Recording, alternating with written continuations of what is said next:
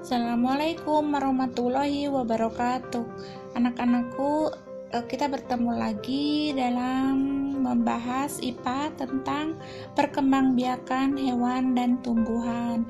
Minggu kemarin kita belajar tentang perkembangbiakan tumbuhan. Sekarang kita akan belajar tentang perkembangbiakan hewan. Yang akan kita bahas tentang perkembangbiakan hewan secara generatif dan juga secara vegetatif. Selamat belajar. Perkembangbiakan hewan vegetatif. Perkembangbiakan secara tidak kawin pada hewan. Yang pertama yaitu membelah diri. Perkembangbiakan terjadi pada hewan bersel satu seperti amoeba, protozoa, fransium, dan virus. Ini adalah contoh hewan yang membelah diri, yaitu amoeba.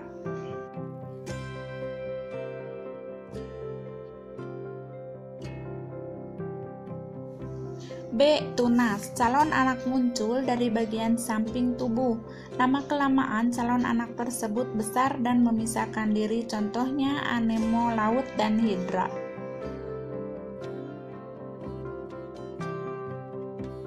Ini contoh hewan hidra yang berkembang biak dengan tunas.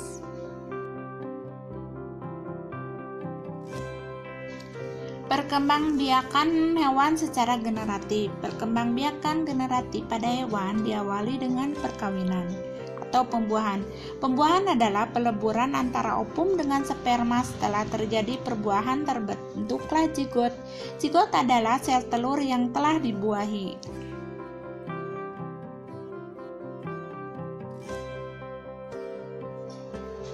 Berdasarkan tempat pertumbuhan janinnya, maka hewan dikelompokkan menjadi hewan melahirkan vivipar, hewan bertelur ovipar, dan hewan bertelur dan melahirkan opovivipar.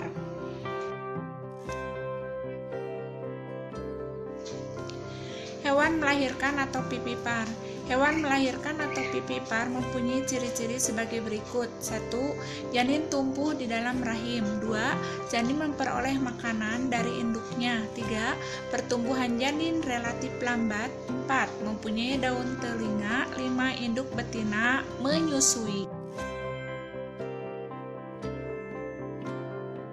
Hewan menyusui anaknya disebut mamalia. Contoh hewan yang melahirkan antara lain kambing, gajah, kucing, singa, tikus, kerbau, kelelawar, kuda, beruang, paus, lumba-lumba, dan sebagainya. Hewan ovipar atau bertelur. Hewan bertelur atau ovipar memiliki ciri-ciri sebagai berikut. 1. Janin tumbuh di luar tubuh induk betina. 2. Janin tumbuh relatif cepat. 3. Tidak mempunyai daun telinga. 4. Tidak mempunyai kelenjar susu. 5. Tidak menyusui anaknya. Contoh hewan bertelur atau ovipar antara lain ayam, burung, ikan, penyu, ular, katak, kupu-kupu, dan sebagainya. Pada beberapa unggas atau burung, telur dierami sehingga memperoleh panas yang sesuai dari tubuh induknya hingga menetas. Masa mengerami setiap jenis burung berbeda-beda, contohnya ada yang 21 hari.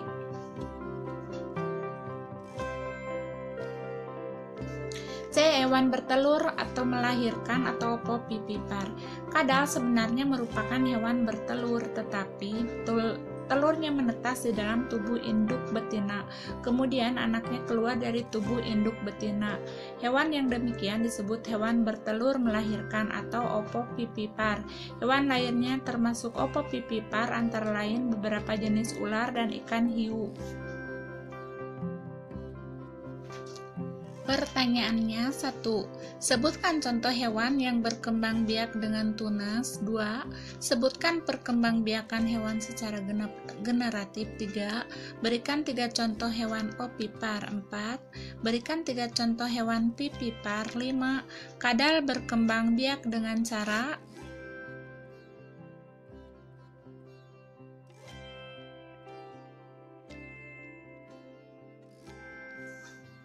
Silakan kalian bedakan hewan-hewan berikut. Cukup sekian, sampai ketemu lagi di video berikutnya. Assalamualaikum warahmatullahi wabarakatuh.